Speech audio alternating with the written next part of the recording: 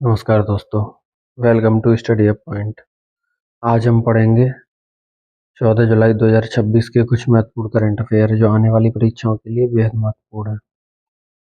पहला प्रश्न है, 11 जुलाई 2026 को रक्षा मंत्री राजनाथ सिंह की उपस्थिति में विशाखापट्टनम में भारतीय नौसेना में कौन सी स्वदेशी स्टील्थ ब्रिगेड शामिल की गई है? इसका सही उत्तर है INS महेंद्रगिरी। यह प्रोजेक्ट 17A की छठी और अंतिम स्वदेशी स्टील ब्रिगेड है, जिसे मुंबई स्थित मैजागन डॉक शिपबिल्डर लिमिटेड द्वारा बनाया गया है। इससे पहले प्रोजेक्ट 17A में INS Nilgiri, INS Udayagiri, INS Himgiri, INS Taragiri और INS दूनागिरी स्टील्थ ब्रिगेड बनाई गई हैं। अगला प्रश्न है, 13 जुलाई 2026 को गुजरात के दहेगांव में APMC के अमृत महोत्सव के दौरान केंद्रीय गृह और सहकारिता मंत्री अमित शाह ने किस सब यार्ड का उद्घाटन किया?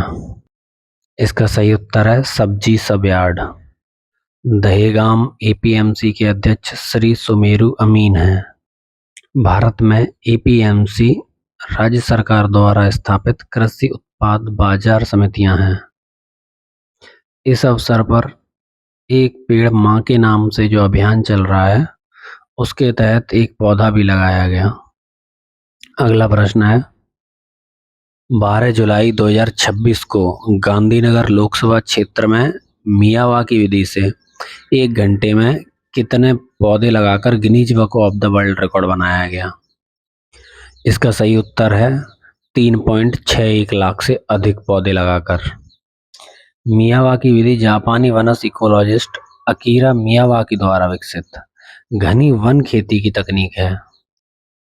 PM मोदी के एक पेड़ मां के नाम जो अभियान चल रहा है, उसने ऐसे जन आंदोलन का रूप दिया है। Guinness book of the world record का मुख्यालय लंदन UK में है। मियावाकी वन है वो 20 से 30 प्रजातियों का उपयोग करके तेजी से घना वन तैयार करने की प्रक्रिया है।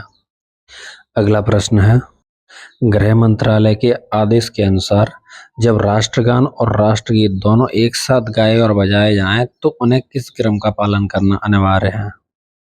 इसका सही उत्तर है पहले वंदे मातरम फिर जन गण मन। यदि राज्य का भी कोई गीत शामिल है तो राष्ट्रगीत और राष्ट्रगान के बीच में नहीं रखा जा सकता। राष्ट्रगान की अवधि लगभग 52 सेकंड की होती है, जबकि वंदे मातरम की अवधि लगभग 3 मिनट 10 सेकंड की होती है। वंदे मातरम बंकिम चंद्र चटर्जी द्वारा लिखा गया है और जनगण मन राष्ट्रगान के रचनाकार रविन्द्रनाथ ठाकुर हैं। अगला प्रश्न है, PM-FME योजना के तहत हाल ही में कितने क्रेडिट लिंक्ड लाभार्थियों को ऋण स्वीकृति मिली है? इसका सही उत्तर है 2 लाख। PM-FME की फुल फॉर्म है प्रधानमंत्री formalisation of micro food processing enterprise scheme. इसमें 90% लाभार्थी पहली पीढ़ी के उद्यमी हैं तथा 44% लाभार्थी महिला उद्यमी हैं। PM-FME की शुरुआत 2020 में आत्मनिर्भर भारत अभियान के तहत हुई थी। यह योजना वन डिस्ट्रिक्ट वन प्रोजेक्ट दृष्टिकोण पर आधारित है। अगला प्रश्न है, हाल ही में CPWD के 172वें वार्षिक दिवस पर केंद्रीय मंत्री मनोहर लाल ने संकल्प नाम से एक संकल्प जारी किया है। इस संकल्प में L शब्द क्या दर्शाता है? संकल्प की फुल फॉर्म है स्पीड, एक्सेसिबिलिटी, नेकनियत, कर्तव्यनिष्ठा, अडॉप्शन ऑफ टेक्नोलॉजी, लोकहित और पारदर्शिता। तो इस प्रश्न का सही उत्तर है लोकहित। CPWD की फुल फॉर्म है सेंट्रल पब्लिक वर्क्स डिपार्टमेंट। इसकी स्थापना 1854 में हुई थी और इस समारोह का आयोजन दिल्ली के विज्ञान भवन में हुआ। इस अवसर पर निर्मित ERP मॉड्यूल, निर्माण भारती और इंडियाज अर्बन ट्रांसफॉर्मेशन नाम की पुस्तक भी जारी की गई। अगला प्रश्न है, हाल ही में राष्ट्रीय कैंपा की 7वीं बैठक में आस्था वन संरक्षण योजना को कितनी प्रारंभिक राशि के साथ मंजूरी दी गई? इसका सही उत्तर है 3,000 करोड़ की राशि मंजूर की गई है। यह योजना 2026-27 से लेकर 2030-31 की 5 वर्षीय अवधि के लिए चलाई गई है।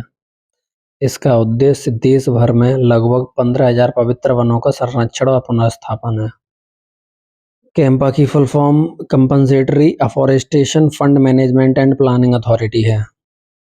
इन पवित्र वनों को देवकांडू, देववन, ओरन, कोविल आदि स्थानीय नामों से जाना जाता है और इसी बैठक में नदी डॉल्फिन, स्नो लेपर्ड, भारतीय गैंडा, जलीय भैंसा और मणिपुर के संगाई हिरन जैसी वन्यजीव परियोजनाओं को भी मंजूरी मिल गई है।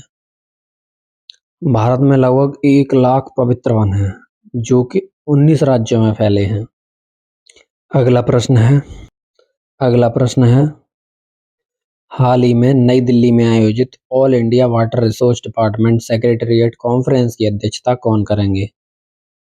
इसका सही उत्तर है केंद्रीय जल शक्ति मंत्री श्री CR पाटिल। यह कॉन्फ्रेंस नई दिल्ली के सुषमा स्वराज भवन में आयोजित की गई।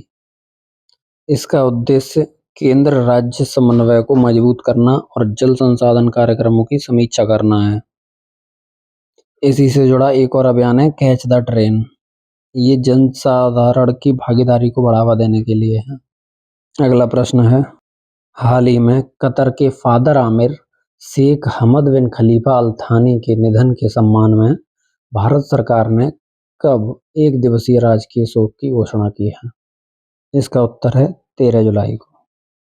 PM मोदी ने उन्हें दूरदर्शी नेता और सच्चा मित्र बताया। कतर की राजधानी दोहा में है।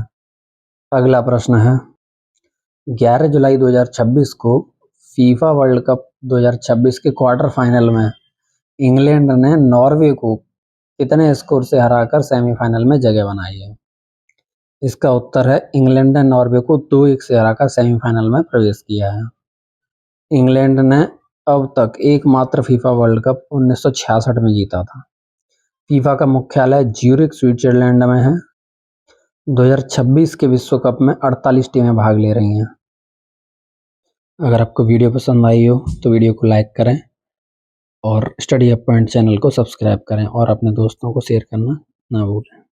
धन्यवाद।